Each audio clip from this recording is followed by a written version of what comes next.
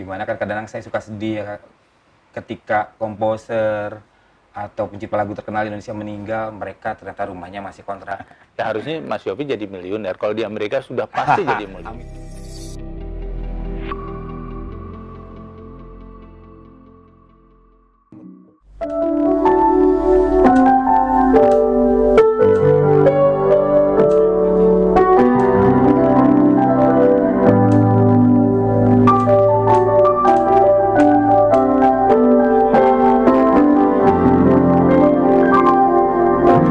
Wah, apa kabar Mas Rudi? Tumben mampir sini. Kabar?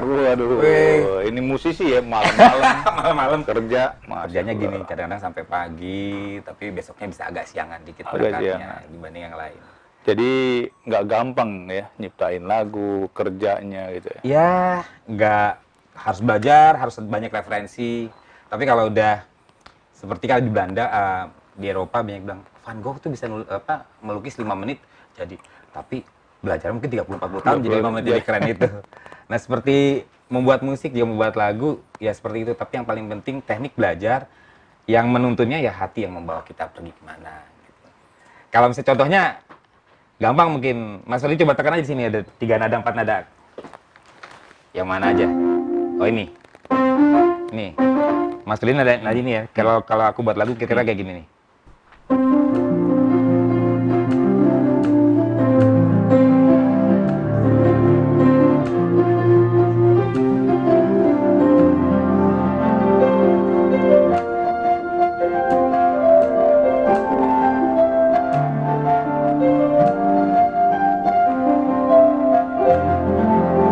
Nah, itu lagunya Mas Freddy tadi. Aduh. Aduh, top. Jadi itu yang membawa ya tadi hati tadi. Mas Freddy main nekennya kan C, D, F. Tadi saya jadi kira-kira kemana nih ya? Kalau kasih kata-kata, aku tahu kau telah mengerti aku. Aku tahu kau tak mengerti dia. Bisa jadi lagu yang indah juga. Gue mau dinyanyiin tadi di rumah tuh. Boleh ya. Silakan duduk Mas Freddy. Iya. Jadi yang saya senang itu waktu kemarin sempat ada apa namanya ya, bukan perdebatan mungkin rame-rame teman-teman tentang PP 56. 56 dan saya lihat Mas Freddy begitu sangat gamblang mensosialisasikannya, Iya. baik dari mulai press conference dan juga kepada seluruh stakeholder yang memang berhubungan dengan itu. Tentu kalau dari saya pribadi sebagai komposer, sebagai pencipta lagu, ini adalah sebuah angin segar buat industri musik Indonesia. Dimana kan kadang-kadang saya suka sedih ya, ketika komposer atau pencipta lagu terkenal di Indonesia meninggal, mereka ternyata rumahnya masih kontrakan, nggak bisa bayar kontrakan, dan pemakamannya juga membingungkan. Jadi ketika sakit, akhirnya banyak sekali ketika komposer-komposer itu mengalami kesusahan, sampai penyanyi-penyanyi pemusik-musik itu harus membuat malam dana untuk mereka. Sebenarnya kan kalau misalnya musik ini sudah dihargai seperti ya di Amerika sana atau di negara-negara yang sudah secara konsisten menjalankannya, jangan-jangan para komposer itu tidak perlu lagi dibantu. Mereka bisa punya yang sesuatu yang bisa dibanggakan sampai ke penerusnya. Jadi saya pribadi sangat mendukung ini semua, apalagi ini bisa membawa kemaslahatan kebaikan buat seluruh musisi, komposer.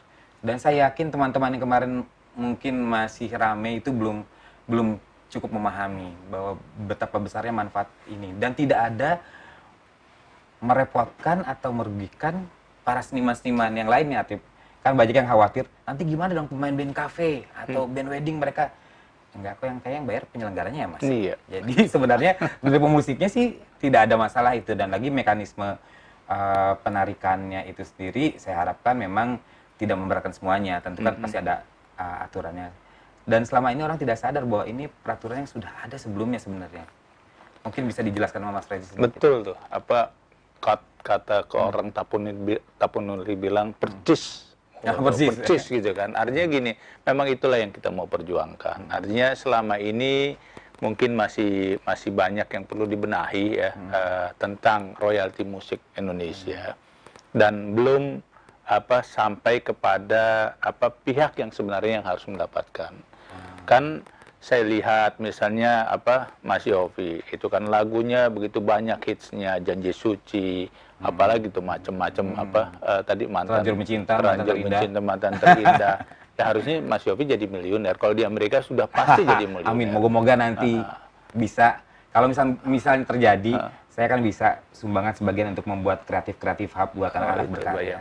Ya artinya itu yang harus terjadi kan.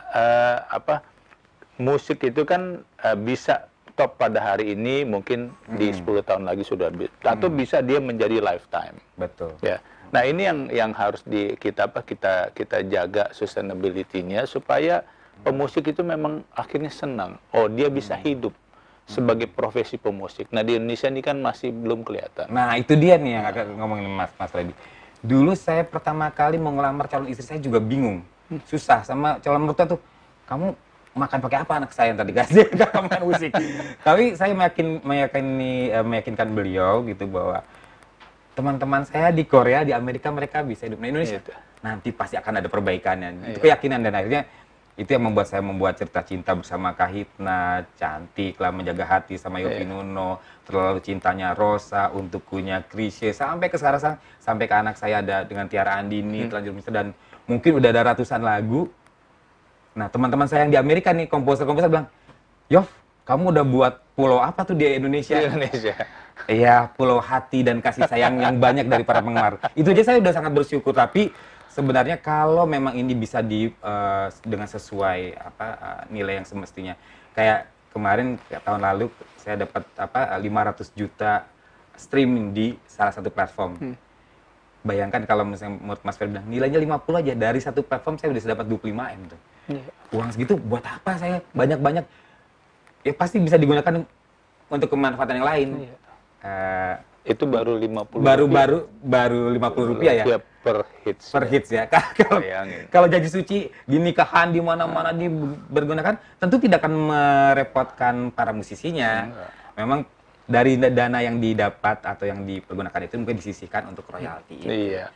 Mungkin mekanismenya ini yang mungkin teman-teman belum paham, moga-moga nanti ada sosialisasi lebih lanjut bagaimana penarikannya. Saya cuma berharap bahwa ini semua tidak akan memberatkan semua stakeholder, semua yang berkepentingan. Betul. Artinya musisinya juga senang, tapi rakyatnya juga, penikmatnya juga senang.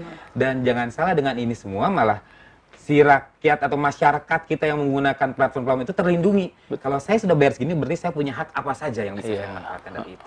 Kurang lebih gitu ya, Mas Freddy? Betul, ini juga buat teman-teman penyanyi kafe. Jadi menyanyikan lagunya Yofi. Oke, dia harus bayar royalti tentang lagunya. Tapi juga jangan lupa, ketika dia melakukan performing dan itu direkam, dia juga akan dapat lagi nanti. Oh, iya, Kan iya. mechanical right-nya, hak terkaitnya juga dia bisa dapat. Dia sebagai musisi gitu. Ya? Jadi nggak perlu takut. Yang penting adalah siapa yang menikmati musik itu, ya dia harus tahu ya. Kalau dia tidak komersial ya nggak apa-apa, Mas Yofi juga pasti kalau nggak ada komersialisasi juga silakan. Tapi kalau ada komersialisasinya fair dong, ya bayar royalti dan itu nggak besar-besar.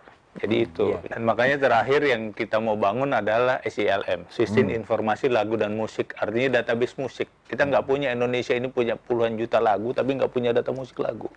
Dari situ nanti bisa kelihatan. Oh, lagu ini dinyanyikan di mall, di kafe, di restoran, jadi akan kelihatan semua. Jadi fair nanti. Ya itu yang kami harapkan ya. Kami dari pemerintah pengennya juga seperti itu. Kan pemerintah biasanya kan mau melindungi masyarakatnya ya, melindungi hak-hak orang-orang. Gitu. Mudah-mudahan tuh Mas Yofi. Amin amin. Mas Freddy, mungkin yang juga saya masyarakat ini, teman-teman nih, saya rasa sebenarnya tidak berkeberatan dengan segala sesuatu yang memang punya kemanfaatan untuk bangsa ini. Tapi kadang-kadang memang karena belum paham, belum tahu mekanismenya, dan juga yang saya harapkan tentu transparansi berikutnya. Betul. Jadi ketika ada lembaga yang harus mengkolektingnya nanti, kita semua bisa secara digital juga bisa membaca. Karena sudah tidak terhindarkan, semua sekarang bisa transparan terbaca. Akuntabel. Jadi, akuntabel. Jadi ini semua kalau terbaca itu pasti orang senang-senang aja. Bayangkan sekarang banyak sekali orang nonton Liga Inggris atau Liga itu kan mahal tuh. Betul. Tapi kita bayar ikhlas-ikhlas aja kok. Ini lagu yang harganya cuma mungkin berapa persen dan sangat kecil kalau saya lihat cuma mungkin jadi besar karena masif digunakan. Berulang-ulang dinyanyikan di karaoke lah, di tempat digunakan di stasiun TV, di radio. jadinya mungkin angkanya jadi besar. Dan itu kan adalah kekayaan intelektual yang harus kita hargai. Iya.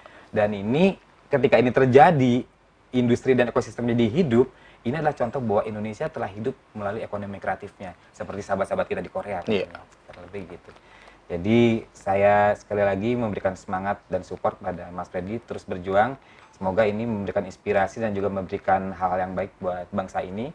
Dan teman-teman, kita sama-sama, saya juga sama-sama, kita menggali, kita pahami peraturan PP 56 juga, dan nanti kita lihat pasti ada yang belum lengkap, pasti ada yang belum sempurna, pelan-pelan diperbaiki, dan akhirnya bisa mendapatkan hal yang punya kemaslahatan, bukan buat komposernya saja, buat rakyatnya, buat musik Indonesia, buat seniman Indonesia, dan ekosistem musik Indonesia. Iya. Harapannya begitu, Iya. Mas Freddy. Kami juga butuh dukungan ya, para pencipta, para musisi, ya, para komposer, ya, dan hak-hak terkait lainnya ya, dalam rangka menciptakan ekosistem yang lebih baik di bidang musik. Amin. Yaudah Mas Freddy, lain kali kalau kesini jangan cuma datang-datang itu aja, bawa kopi, bawa itu. Oke, Oke, makasih Mas Freddy. Oke, ya. Kita ketemu lagi ya. Mas Yogi ya. Jangan jangan bosan-bosan. Ini betul-betul janji suci, tapi bukan soal cinta. Iya. Soal gimana yang kita bicarakan tadi bisa terrealisasi. Amin. Semoga bermanfaat buat bangsa ini. Oke, makasih. Ya, sama-sama.